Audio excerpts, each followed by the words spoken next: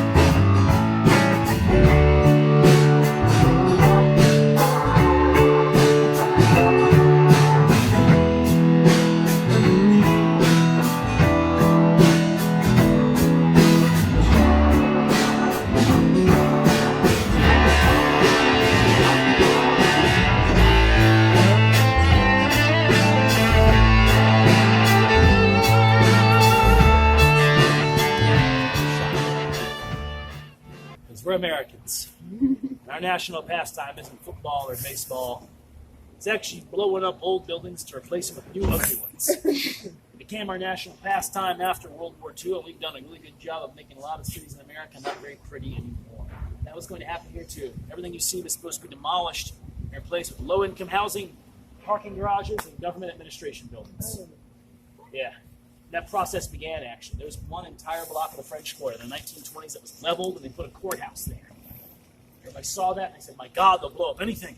So in 1935, this group was founded called the Vauclé Commission. And Vauclé is another name for the French Quarter. It means Old Square. The Commission are the ones who make sure that the French Quarter maintains its historic look and feel with very high standards. For instance, if you bought the Royal Pharmacy there, you can't change the paint scheme. You can't change the furnishings on the outside. You can change the sign for the business if you happen to want to have something else there, but you cannot change it drastically. It has to maintain the look it had in 1935 when the Commission was founded. I don't blame the Commission for having these high standards. For when the Commission was founded, part of their compromise was that there was one part of the French Quarter they would have no say over. The strip from Iberville to Canal Street. Every building from before 1880 is gone now. We blew them all up to put a Marriott, a McDonald's, and a Popeyes fried chicken. Oh, yeah. I'm with you. I love the Popeyes is there, but I just wish it could have been a nicer building. In fact, it should have been a nicer looking building. All that being said, the Commission's got certain things they got to put up with. Security cameras. Had to allow those, right? Air conditioning units. You see over there, which says South Piece. Of course, it gets really hot here. It would be a riot if they banned those things. Also, they had to allow cell phone towers, but they wanted them to blend in with the architecture. So look around you. Where's the cell phone tower? Stop sign. You're correct. Got that faster than most, too. There's our cell phone tower. Apparently, the Commission said we need a cell phone tower from 1850. That's why it looks the way that it does. Now, what about the payphone booth? Anybody see the payphone booth? Also blends in with the architecture. What do you see? The black box over there underneath Royal Street. There's our payphone. And by the way, there are 2 working payphones in the French Quarter. So let me know if you want to feel like it's 1981 all over again. With that being said, the Commission cannot tell you what to do inside of your home. So these homes you walk inside, old and historic on the outside, very, very modern on the inside. One example of that is this building here. This is a market that was built after the American Civil War. In the 1980s, they gutted it, and they turned the bottom floor into a parking garage. Parking garage condos located on the 2nd floor. The entrance for the garage, by the way, is around the corner this way. And now, folks, let's walk down over here. That's the parking garage on the bottom floor.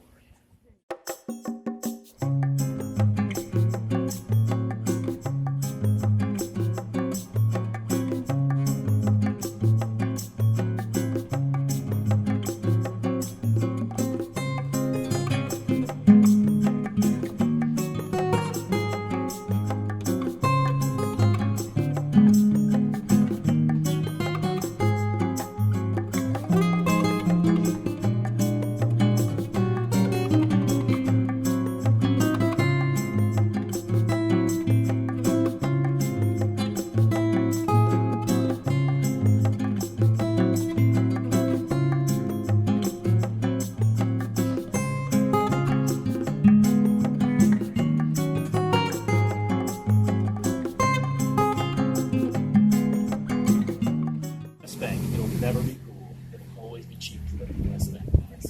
It will never be cool.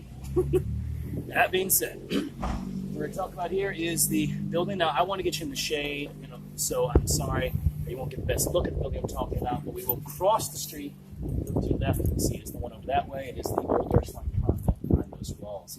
That is the oldest building in New Orleans, one of the oldest in the country. It dates back roughly to 1742. The nuns, though, have been here longer. That's convent building number 3 for them. They've been here since 1727, where came to run the orphanages, hospitals, and schools, and they still are some of the top educators in the city, running the Ursuline Academy, one of the oldest and best schools. Well, one of the best schools in New Orleans, one of the oldest in the country. Let's be accurate about that. Okay? Now, the Ursuline nuns love that to movie the best and worst times. This place is open as a museum every day, but today, because it's run by the Catholic Church. Now, in addition to that, they'll be open Monday. They're one of the only historic buildings open on a Monday. Other ones you can check out, though, You have the Herman Grima House on the side of the French Quarter, very, very lovely. You have the James Gallier House on the side of this block. And Mr. Gallier was an Irish architect. So you love architecture or Irish history, that's the one to go to. My personal favorite, though, is the white, so the yellow and white building there, the Beauregard Kai's house. Very, very unusual home. It has these 4 white columns. It is one of the only homes I know in the French Quarter made in explicitly American style. Think about it. How many column buildings have you seen?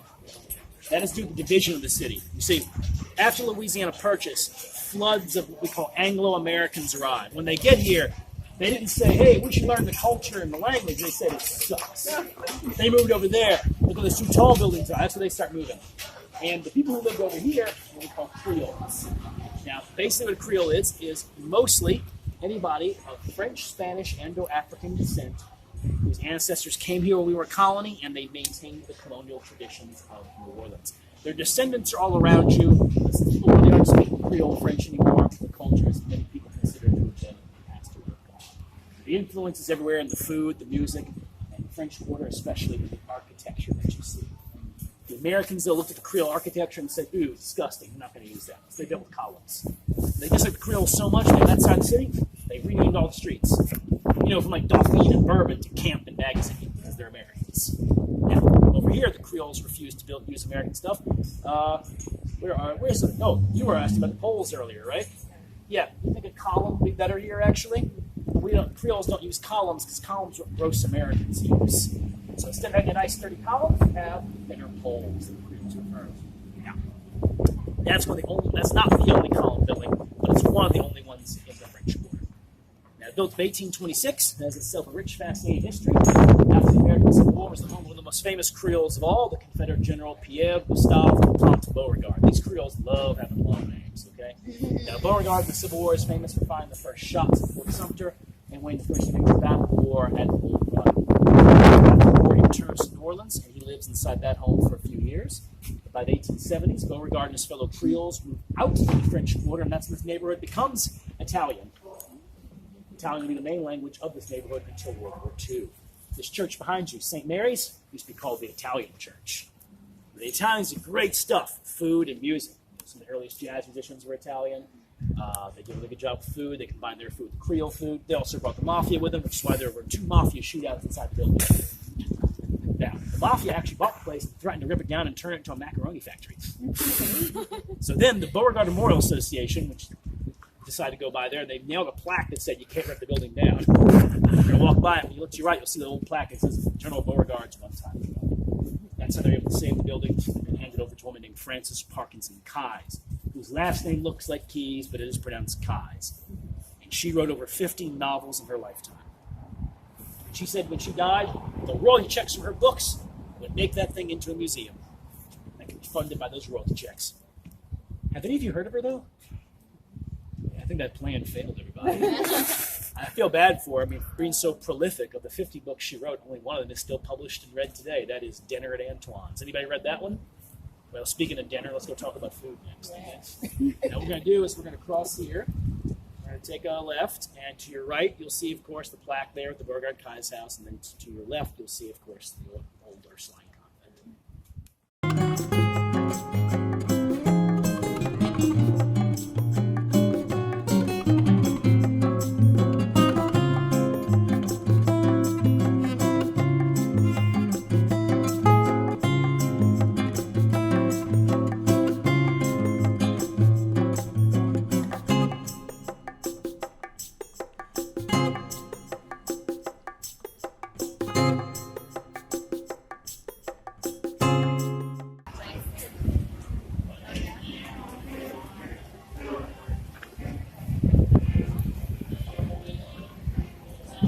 Hi, y'all, right now. Anybody hungry? So before I can begin my last stop, anybody got a question about anything right now? What you got? I want to know, like, the color of the flag. Why did they pick up the purple and Yellow. Yeah. They all represent something of Mardi Gras. So, yellow represents power because of gold. And I always forget what green and purple represent, because one of them represents justice. And I always forget because every time that nail me, I'm like, oh, that is justice. And I was like, wait, that's a stupid color for that, you know? So my apologies, I don't know the full answer, but I know the yellow is power. Okay? So anyway, any other questions, folks? All right. Think about this one right here, the French Market is, in my opinion, the oldest thing in New Orleans. Before the French ever get here, that is where the native tribes gather in diplomacy, religious rituals, and trade. That is going to be the Choctaw, the Chitimacha, the Tunica, and the Poma. The Enville Village Trading Post there in 1706. The Spanish returned to the open air market you see in 1788. And the market itself, before the Civil War, was dominated by the Irish, who lived all around here, up and down the docks in this area. So they control the market before the Civil War, and they are very important in popularizing the beignet. The square piece of dough you throw into a fryer, and then to make it worse for your health, you pour powdered sugar on top. What's a beignet when you stop and think about it? It's a donut. Yeah, we made a giant fuss over a hot, unglazed donut with no hole. Well, Café du Monde was founded in 1862 to serve donuts and coffee to poor people and criminals. And most of your dock workers that back then were Irish and black, and then eventually Italians as well.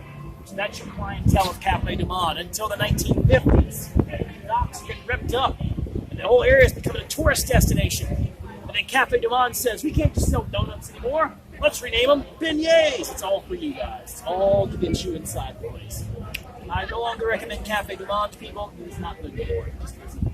Well, they're so famous, they don't need to be good. Okay? You want a good beignet? Go to Café Beignet. That has 3 locations in the French Quarter. That's your best beignet. Barring that, going to the French Market to Loretta's, those cookies, good beignets, and also pralines. A praline is a really sweet fudge we eat in New Orleans. When I say sweet, if you eat one every day you're here, you're going to become instantaneously diabetic, show restraint. Okay? So try that out there. Now, the other thing we can do is the French Market itself, after the Civil War, became home to the Italian immigrants who dominated the area. I mentioned earlier they were good with food. They combined their food with Creole food. They also made a very Italian sandwich here called the muffalata.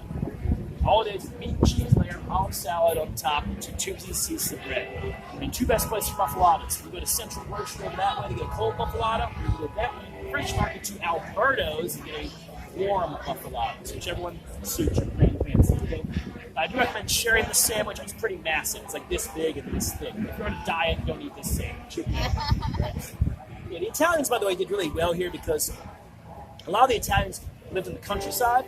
They grow the food, and then they would send it down here for the rest of the people to sell in the groceries at the markets. That's one of the reasons the Italians thrived in New Orleans, despite some racial prejudice, especially in the late 1800s. And that being said, let's go ahead and talk about the other thing here, Lower Decatur. So if you don't want to do the French Market, or it's nighttime, the French Market's closed at about 4 or 5, you want to go down here to Lower Decatur.